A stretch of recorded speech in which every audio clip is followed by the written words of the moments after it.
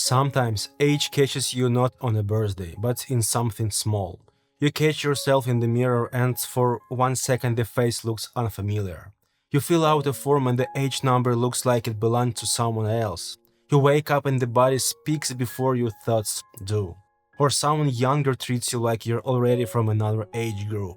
And in those moments a strange gap opens. Outside something has moved forward, but inside you still don't feel as grown up as you thought you would. It feels like your password kept going, but somewhere inside there is still a person who wants to try things, make mistakes, start again, learn, laugh at stupid things, and sometimes not know what he's doing. And this isn't just a nice thought about still feeling young inside. There is something uncomfortable in it.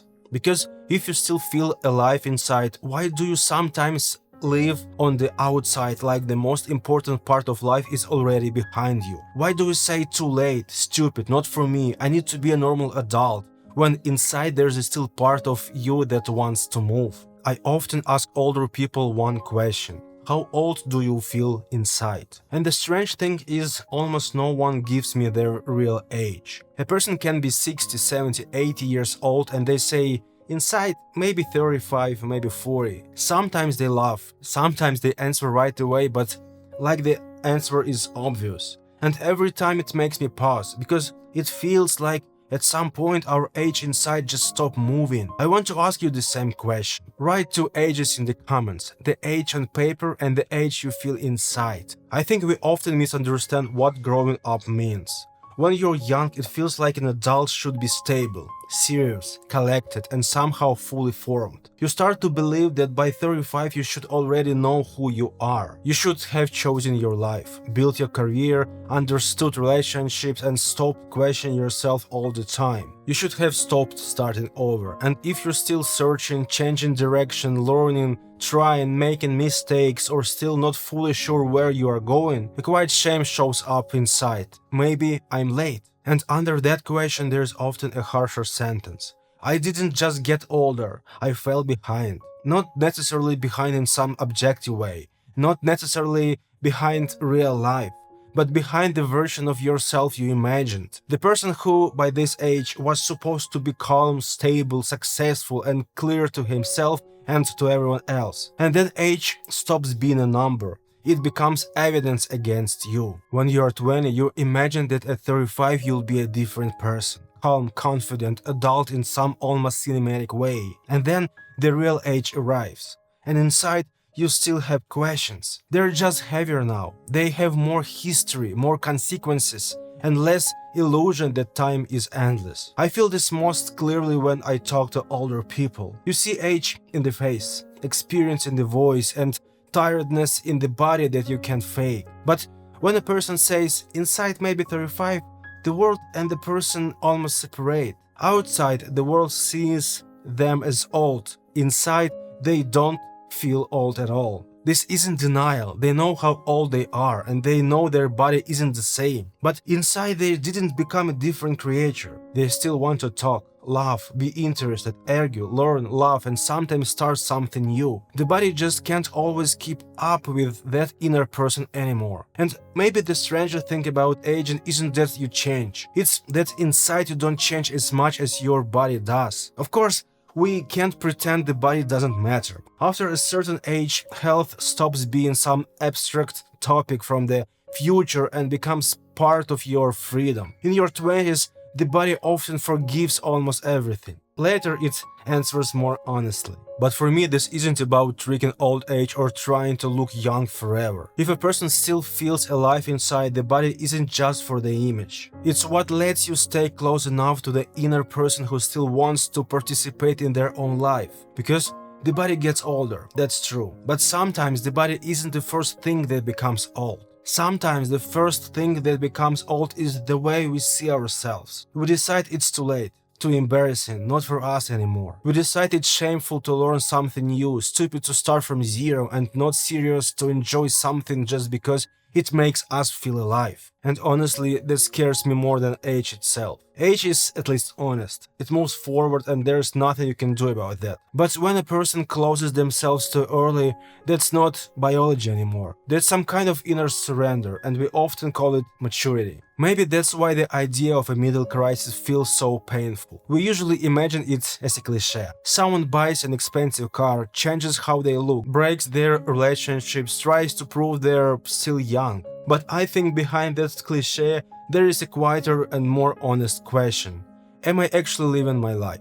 At 20, you can live inside expectations and think real life will begin later, after school, work, money, moving, confidence, readiness. At 25, that still sounds normal. At 30, you can still call it preparation. But at some point, the word later starts to sound suspicious, because life isn't waiting until you finally feel ready. And then an uncomfortable feeling appears. If inside I still feel alive, why has my life already become so narrow? Why did I stop trying? Why do I think so much about how I look from the outside and so little about what kind of life I actually want to live? Why did I spend so many years chasing things that, if I'm honest, weren't always mine? Maybe a midlife crisis doesn't begin when you start getting older. Maybe it begins when you realize you've spent too long living as the person other people expected you to be. I notice this in myself when I start something new, especially now with this channel. There is a part of me that feels alive when I write, when I record, when I try to say something honest. But there's another part that immediately asks, isn't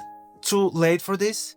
Shouldn't you already be more stable by now? Shouldn't you already know exactly who you are? And that question sounds mature, but I don't think it always is. Sometimes it isn't wisdom. Sometimes it's just fear of being a beginner again. Fear of looking unfinished. Fear of admitting that even at this age, I'm still becoming someone. And maybe what scares me isn't only other people's judgment. Maybe what scares me is that wanting to begin again will look like proof that I never really became a proper adult. And this is where, for me, the idea of the inner child becomes useful, but only if I remove the therapy cliché from it. I don't mean some cute innocent version of ourselves. I mean the part that still wants to move before everything is guaranteed. The part that wants to write, record, learn, try, look stupid, ask questions, and not have the whole life plan approved in advance. And this is where the difference between being alive and being immature matters. Immaturity refuses responsibility. Aliveness doesn't. It just refuses to believe that responsibility should turn a person into stone. You can pay your bills, keep your word, care for people, think about your health, and still not kill the part of you that wants to try, play, learn, and sometimes be ridiculous. And then, at some point, we lock that part in a dark closet and call it growing up. We tell ourselves that now we have to be serious. We can't look stupid, start from zero, or want strange things. Everything has to be useful, rational, understandable,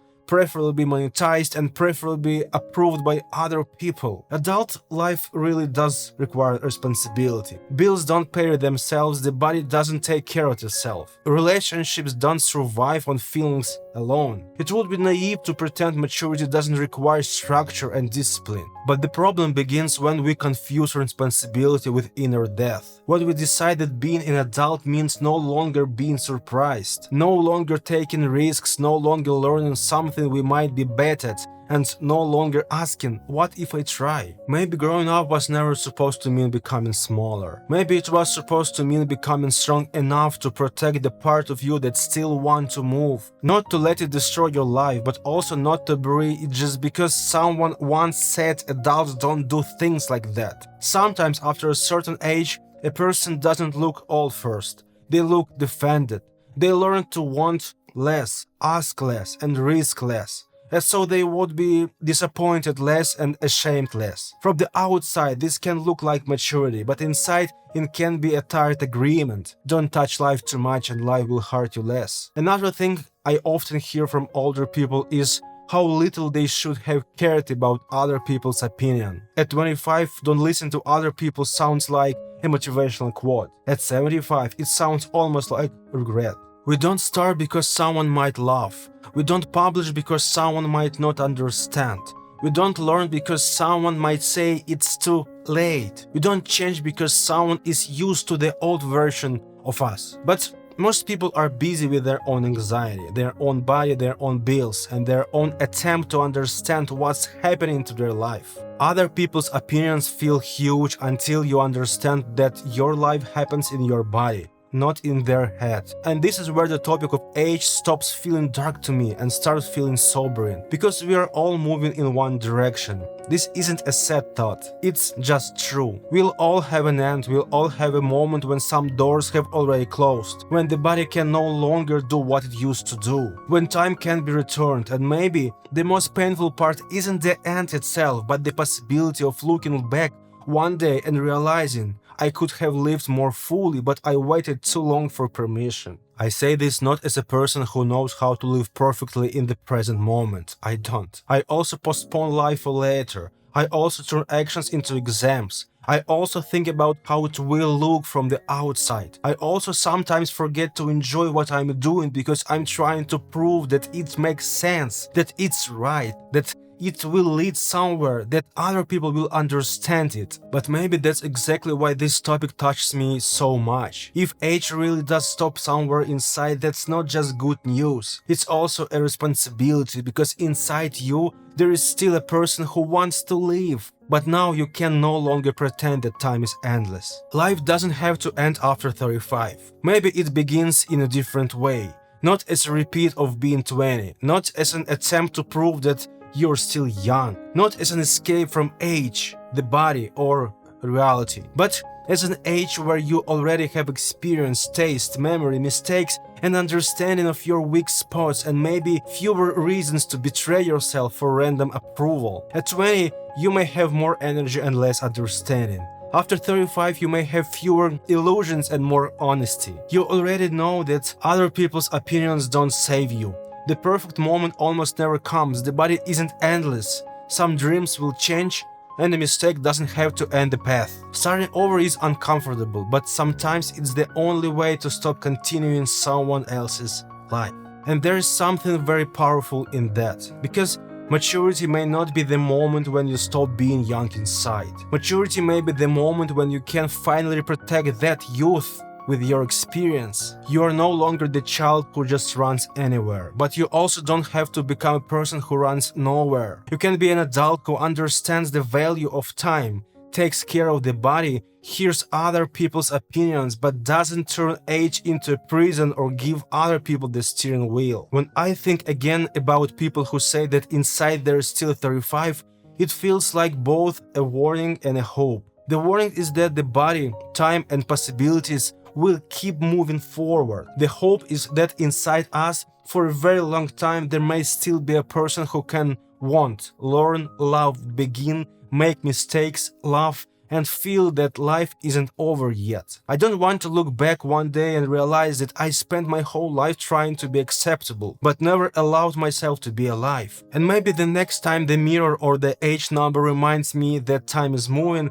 I can hear it not as a sentence, but as a warning. Don't close the door on the part of you that still wants to live. Maybe I don't need to become young again. Maybe I just need to stop pretending that I'm already finished. If you're trying to stop treating your age as a verdict, subscribe. I'm making more videos about the quiet ways we lose and find ourselves in the middle of life. And thank you for being here with me today. I hope this made you feel a little less alone. Be gentle with yourself, and I'll see you in the next one.